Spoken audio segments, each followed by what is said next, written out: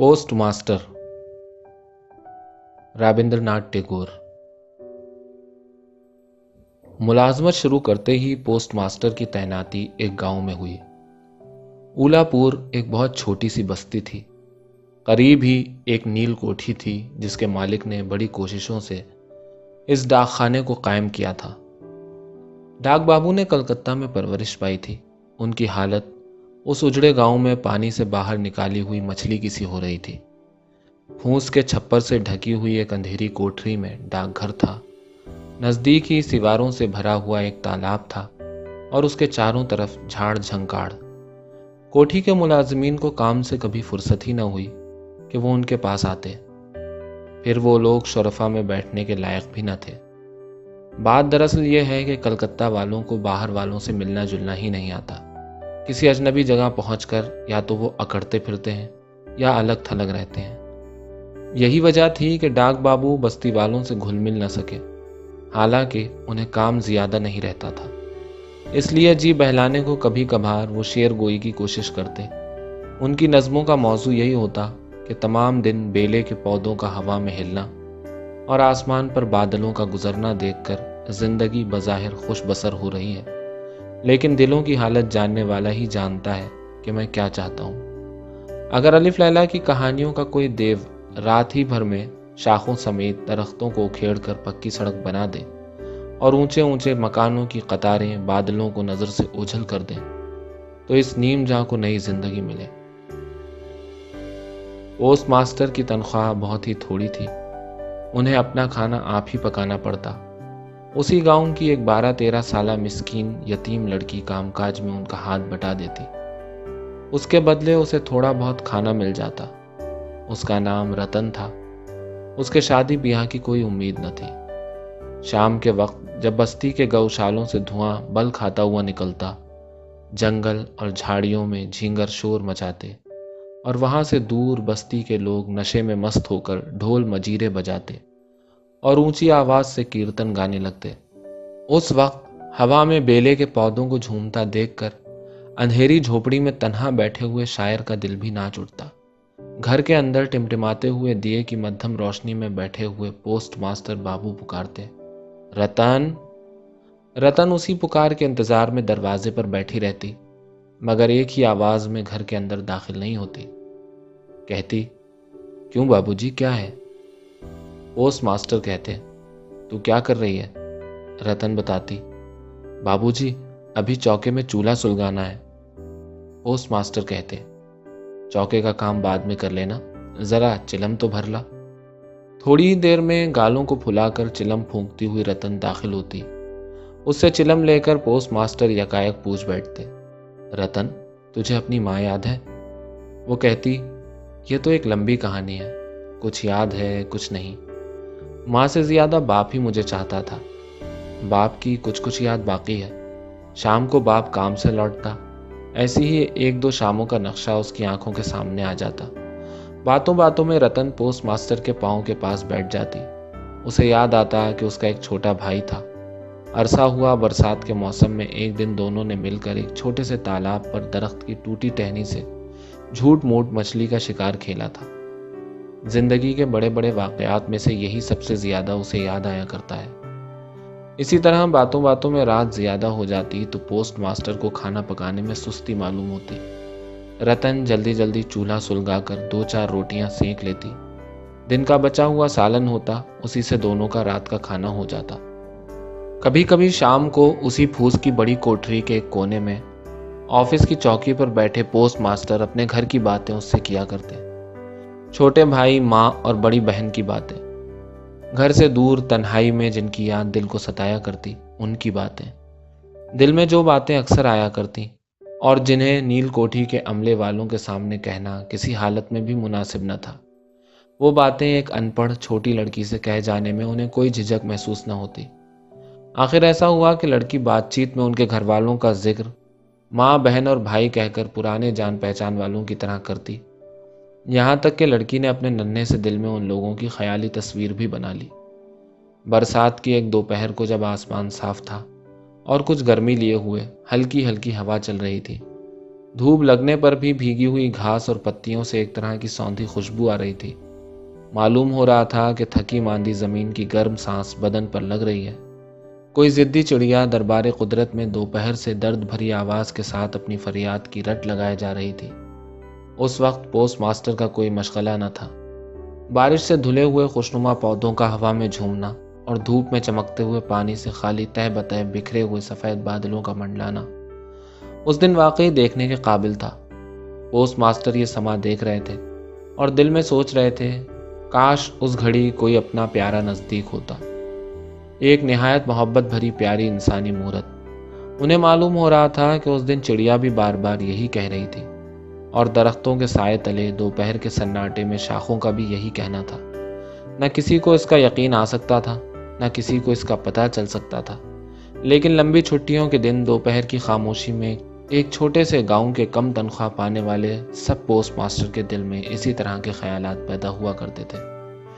Post master ने लंबी सांस लेकर पुकारा, रतन। रतन उस घड़ी अमरूद के पेड़ तले पैर फैलाए बैठी कच्चे अमरूद चबा रही थी। आका की आवाज सुनते ही झटपट दौड़ी और हाँपती हुई बोली, दादा, तुमने पुकारा था? पोस्ट मास्टर ने कहा, तुझे थोड़ा लिखना पढ़ना सिखाऊंगा। ये कहकर उसे ले बैठे और दोपहर का वक्त उसे इब्तदाई हरूफ बताने में कट गया। इसी तरह थोड़े ही दिनों में रतन ने सब हरफों का सबक सीख लिया। सावन के महीने में बारिश की कोई हद न थी। नदी नाले सब पानी से भर गए। रात दिन बारिश और मेंढकों की आवाज़ें सुनाई दे रही थी। गांव की सड़कों पर चलना करीब करीब बंद ही हो गया और लोग कश्तियों पर हाट जाने लगे। एक दिन सुबह ही से बदली छाई हुई थी और पोस्ट मास्टर की शागिर्द बहुत देर से इंतज़ार कर रही थी, लेकिन दूसरे दिनों की तरह हस्बे मामूल बुलावा न आने पर खुद ही किताब, कॉपी, कलम, दवात लिए धीरे धीरे अंदर दाखिल हो गई। पोस्ट मास्टर को चारपाई पर लेटा हुआ पाया। ये सोच कर कि बाबूजी आराम कर रहे हैं, वो दबे पांव घर के बाहर उल्टे पांव लौटने लगी। इतने में सुना, रतन। फौरन वापस आई और पूछा, दादा सो रहे थे? पोस्ट मास्टर कराते हुए बोले, तबीयत ठीक नहीं है, जरा देख तो माथे पे हाथ रखकर। परदेश में बारिश के दिनों में एक बिल्कुल तन्हा बीमार आदमी तीमारदारी और खबरगिरी की ज़रूरत महसूस करता है। उसके तपते हुए बदन पर किसी शफकत भरे नाजुक हाथ के आहिस्ता आहिस्ता फेरे जाने की याद उसे सताती है। उस मौके पर परदेसी के दिल की तमन्ना रायगा न गई। रतन उस वक्त छोटी सी लड़की न रही, बल्कि उसने माँ की जगह ले ली। डॉक्टर बुलाया, दवा पिलाई, रात भर सिराने बैठी जागती रही और मरीज का खाना भी पकाया। बार बार पूछती, क्यों दादा, कहो, तबीयत कुछ अच्छी मालूम होती है? बहुत दिनों बाद पोस्ट मास्टर कमज़ोर जिस्म के साथ बीमारी के बिस्तर को छोड़कर उठे। दिल में ठान ली, बस अब यहाँ नहीं रहूँगा। अब किसी तरह तबादला कराना ही होगा। यहाँ की आबो हवा की नामुवाफ़क़त का जिक्र करके उसी वक्त अफसरों के पास तब्दीली की दरख्वास्त कलकत्ता रवाना कर दी। तीमारदारी से फुर्सत पाते ही रतन ने दरवाजे के बाहर अपनी पुरानी जगह इख्तियार कर ली, लेकिन पहले की तरह अब उसका बुलावा नहीं आता। कभी कभी झांक कर देखती, पोस्ट मास्टर न मालूम किस ध्यान में चौकी पर बैठे या चारपाई पर लेटे नजर आते, जबकि रतन पुकारे जाने की आस में बैठी रहती। उस वक्त पोस्ट मास्टर अपनी भेजी हुई दरख्वास्त के जवाब का बेचैनी से इंतजार करते होते। बाहर दरवाजे पर लड़की बैठी बैठी अपना पुराना सबक बार बार दोहराया करती। उसे अंदेशा था कि जिस दिन यकायक उससे सबक पूछा जाएगा, उस दिन वो मुरक्कब हरफों में कहीं गलती न कर बैठे। आखिर एक हफ्ते बाद शाम को उसकी पुकार हुई। आरजू भरे दिल के साथ वो अंदर दाखिल हुई। पूछा, दादा पुकार रहे थे? पोस्ट मास्टर ने कहा, रतन, मैं कल ही यहाँ से रवाना हो जाऊंगा। कहाँ जाओगे दादा? घर जा रहा हूँ। कब लौटोगे? पोस्ट मास्टर ने कहा, अब कभी यहाँ नहीं आऊँगा। रतन खामोश रही। पोस्ट मास्टर खुद कहने लगे, बदली के लिए जो दरख्वास्त भेजी थी नामंजूर हो गई। अब नौकरी छोड़कर घर जा रहा हूँ। बहुत देर तक दोनों खामोश रहे। अपनी मध्यम रोशनी में चिराग जलता रहा। घर के पुराने टूटे हुए छप्पर के एक सुराख से मिट्टी के बर्तन पर बारिश की बूंदें टपक रही थी।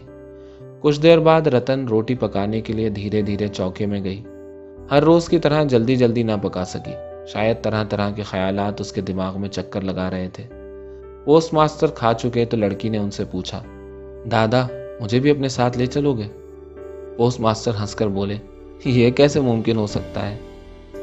جس وجہ سے یہ بات ناممکن تھی، لڑکی کو سمجھانے کی ضرورت انہوں نے نہیں سمجھی۔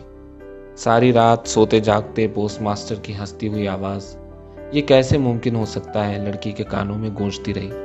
صبح اٹھ کر پوسٹ ماسٹر نے دیکھا کہ نہانے کا پانی تیار ہے۔ کلکتہ کی عادت کے مطابق وہ گھر ہی میں نہایا کرتے۔ ان کی روانگی کا وقت نہ معلوم لڑکی کیوں دریافت نہ کر سکی تھی۔ شاید صبح ہوتے ہی ضرورت ہو، اس خیال سے رتن رات ہی کو ان کے نہانے کا پانی ندی سے لے آئی تھی۔ نہانا ختم ہوتے ہی رتن کی پکار ہوئی۔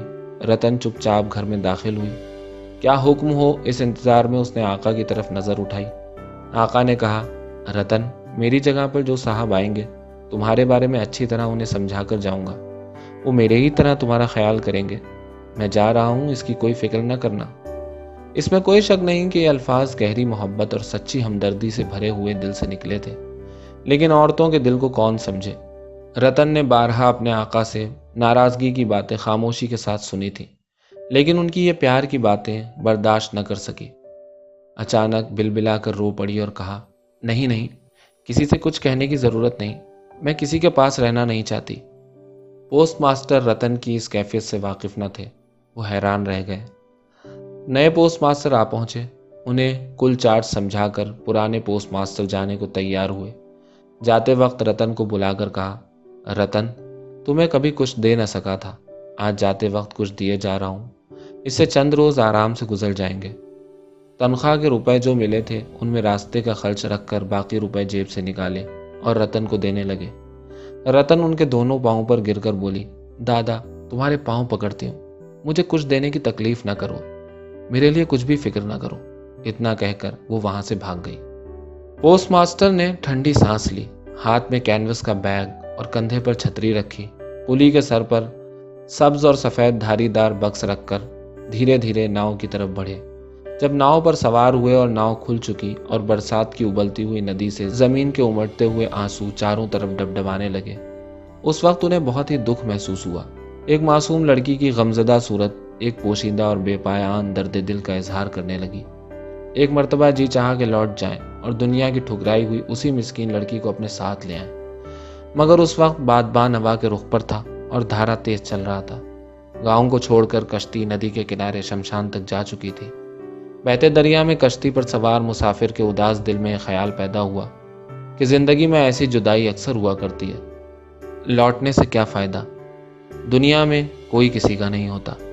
لیکن رتن کے دل میں کسی طرح کے خیالات پیدا نہ ہوئے، وہ صرف پوسٹ آفس کے چاروں طرف آنسو بہاتی گھومتی رہتی۔ اس کے دل میں یہ امید تھی کہ شاید دادا واپس آ جائیں، اسی امید پر وہ کسی طرح وہاں سے دور نہیں جا سکتی تھی۔ افرے انسان کی بے وقوفی، اس کی غلط فہمی، اس کی خود فریبی کبھی اس سے دور نہیں ہوتی۔ عقل کی بات دماغ میں بڑی دیر میں آتی ہے، وہ واقعات کا بھی اعتبار نہیں کرتا، جان بوجھ کر بھی جھوٹی امیدوں کو سینے سے لگائے رہتا ہے، اور آخرکار ایک دن یہی امیدیں اس کا خون جگر چوس کر اس کے رگ و ریشے سے جدا ہو کر بھاگ کھڑی ہوتی ہیں۔ اس وقت ہوش آتا ہے، لیکن پھر جلدی کسی دوسرے فریب میں گرفتار ہونے کو اس کا جی بے چین ہونے لگتا ہے۔